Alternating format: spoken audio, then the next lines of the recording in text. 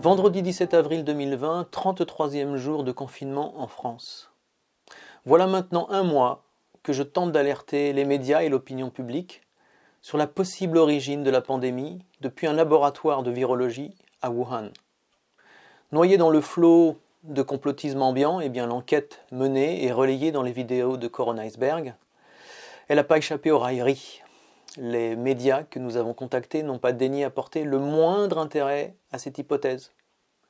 Seul un média canadien a répondu dans un mail par cette phrase laconique « Non, ce n'est pas ce qui est arrivé », avec un lien vers un article qui fait une fois de plus l'amalgame entre l'incrimination injustifiée de l'Institut Pasteur et les indéniables failles dans le dispositif de sécurité des laboratoires de virologie.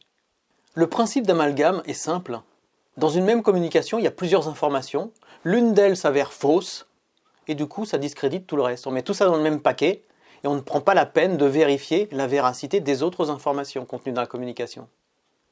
Alors tout ça procède de soit un manque de rigueur et de compétence, soit, autre hypothèse, il y a une volonté d'occulter l'information, et d'en vérifier la véracité.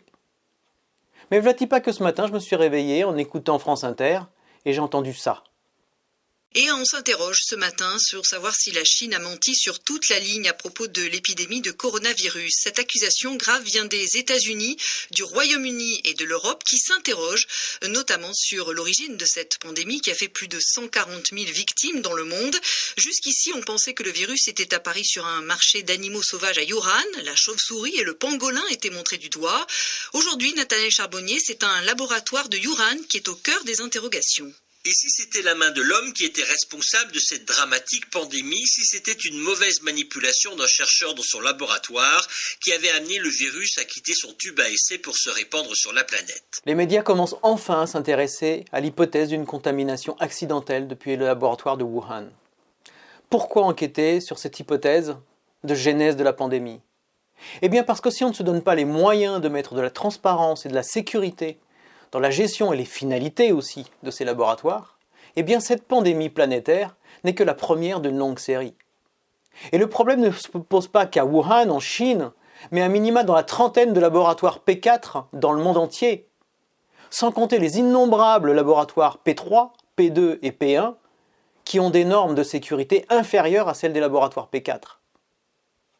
Alors je vous invite à prendre connaissance des arguments qui appuient cette thèse. Je ne vous demande pas de me croire sur parole, c'est profondément antagoniste avec mon état d'esprit. Nous avons foutument besoin en ce moment d'affûter nos esprits critiques. Alors jugez par vous-même, en multipliant les sources d'informations.